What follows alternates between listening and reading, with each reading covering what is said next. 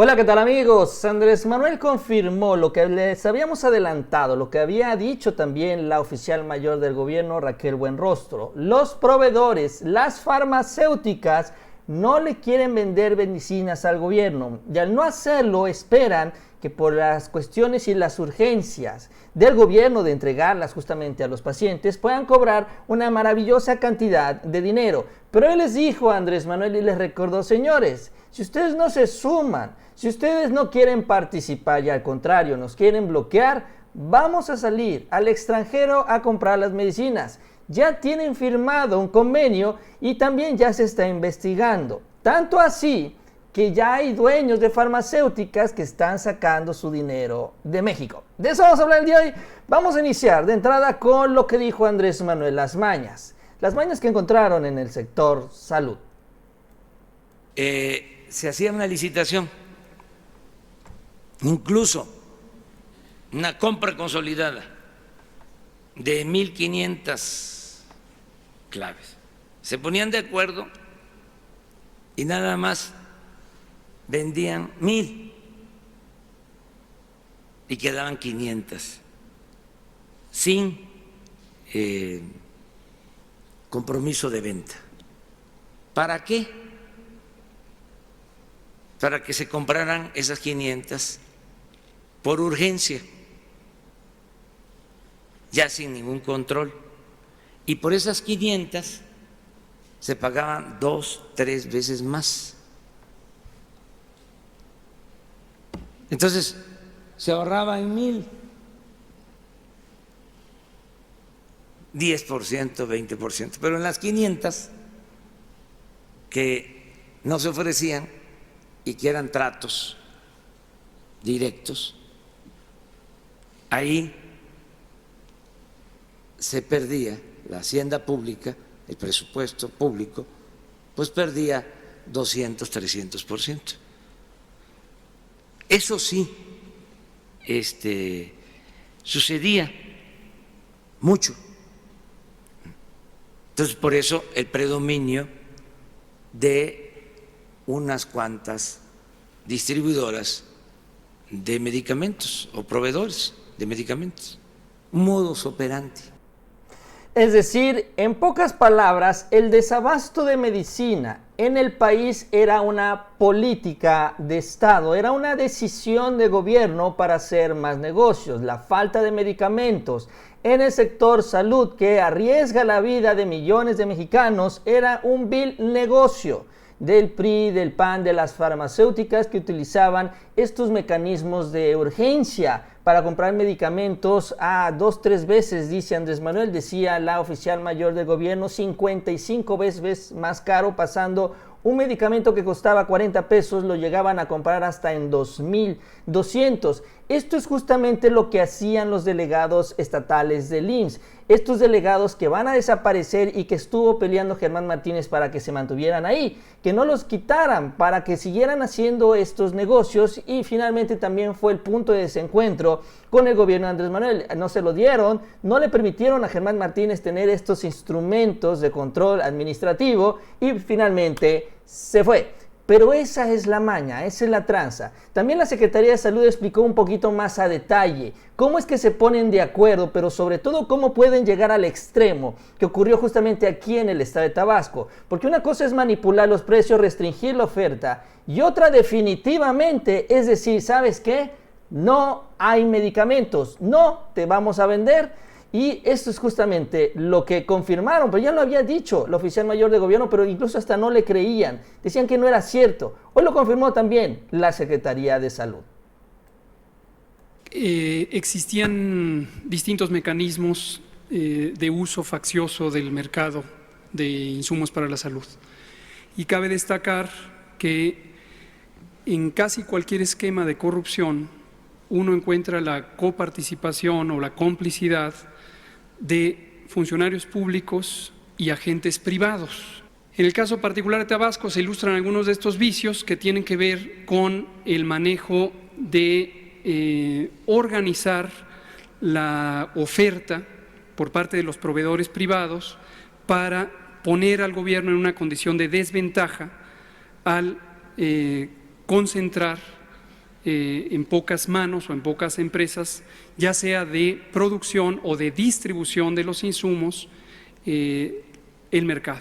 Entonces ellas mismas se ponían de acuerdo, las compañías, y jugaban a turnarse o algún mecanismo en el que se organizaban, de modo que hubiera menor oferta, menor diversidad de oferta, de modo que el gobierno tenía menos opciones donde elegir y desde luego privaba el aumento de precios exorbitantes, más allá de lo que es adecuado. Y en el caso particular de Tabasco se ilustra otro fenómeno, que es el reducir por completo la oferta, que ya explica el presidente, y decir no hay, por el momento no tengo, no puedo cubrir, y se declara desierta una licitación pública, por ejemplo, y eso pone en completa desventaja al sector salud o cualquier otro sector, el ejemplo aquí es salud, porque tiene que resolver la necesidad en un momento dado, y cuando se acerca el tiempo en que no hay suficiencia de materiales o de insumos, entonces tiene que ir a una compra emergente que es completamente desfavorable. Pero no hay sanciones para las empresas farmacéuticas. Insisto, es todavía muy temprano, es un proceso que está en deliberación, tanto en la parte de negociación como en su momento en la parte de fiscalización y eventualmente las sanciones si es que estas aplican. Tenemos varios elementos que se están trabajando, todavía creo que es temprano para dar a conocer la información. Si el presidente lo considera pertinente, el secretario de Salud, el secretario de Hacienda, quizás será pertinente dar ejemplos específicos una vez que lo resolvamos. Bueno, porque es un asunto muy importante, o sea, la gravedad de lo que estaban haciendo, del señalamiento y de este descubrimiento al pueblo de México, nos revela que había gente con muy pocos escrúpulos que arriesgó la vida, incluso hasta le pudo haber costado la vida a millones de mexicanos en el transcurso de los últimos años, solo para hacer un gran negocio, para vender un producto que cuesta 40 pesos, venderlo en 2,200, sin importar a quienes pudieran afectar. Entonces ahorita también se están centrando un poco en esto, incluso en la conferencia el día de hoy Andrés Manuel dijo, miren, sí, el funcionario es corrupto, pero también los empresarios son los corruptos, y en este caso son los empresarios de las farmacéuticas. Y como el miedo no anda en burro, miren nada más lo que está ocurriendo, ya uno de ellos está sacando su dinero. Vamos con esta columna de Darío Celis, donde dice lo siguiente. Él hace referencia a esta estrategia, recordarán que anunció Enrique Peña Nieto para repatriar capitales, es decir, los capitales, que el dinero de empresarios mexicanos que estaba fuera del país permitía que los trajeran a México sin pagar impuestos, siempre y cuando se invirtieran y estuvieran una cantidad de años, creo que eran 3 o 4, no recuerdo exactamente. Entonces, muchos de estos capitales de millonarios ricos extranjeros empezaron a llegar a México. Ahora entendemos, para financiar los negocios. Pero bueno, el caso es que esa condición se tenía que cumplir y entonces no se pagaban impuestos. Solo que ya están empezando a sacarlos y es justamente lo que está investigando el SAT y sobre todo sancionando ya a quienes están sacando su dinero. Uno de ellos es el dueño de una de las farmacéuticas más importantes. Dice la columna de Darío Celis, las alarmas se prendieron en varios círculos empresariales porque resulta que el SAT que comanda Margarita Ríos está empezando a enviar auditorías en lo personal a familias enteras. Al parecer son contribuyentes que se acogieron al pasado programa de repatriación de capitales y que ahora con el gobierno de Obrador lo están retirando otra vez. Les decía yo, lo trajeron a México, pero ya lo están empezando a sacar.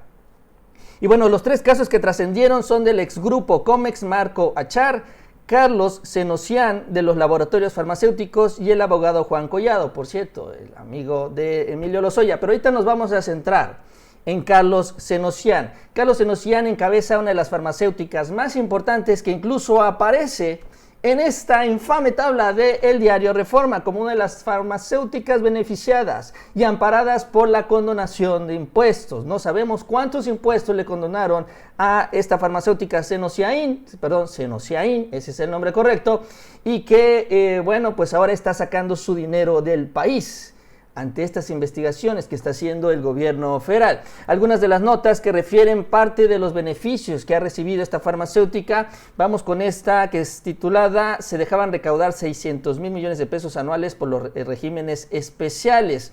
Y bueno, dice lo siguiente, y es una cifra un poco vieja, pero cuando menos nos da a entender por dónde están las cosas.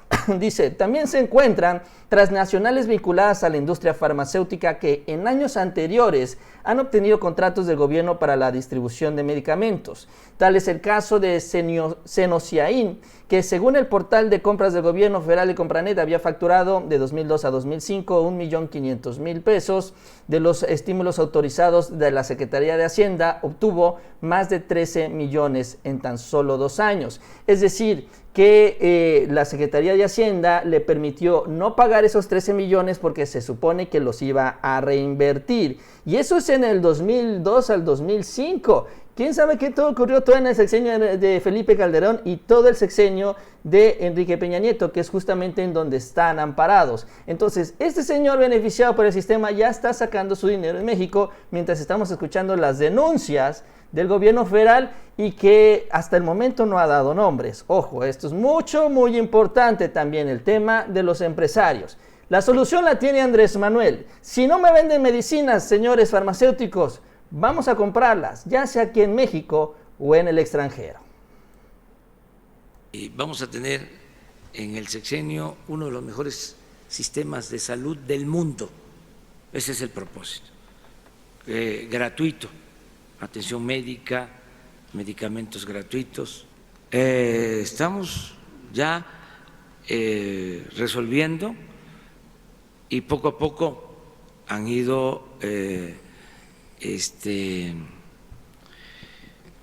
cambiando de parecer,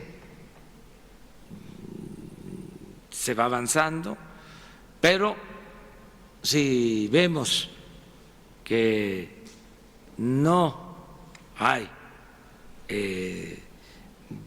voluntad para ayudar, porque son muy buenos para el discurso, para la demagogia, tiene que ver también con el sector privado.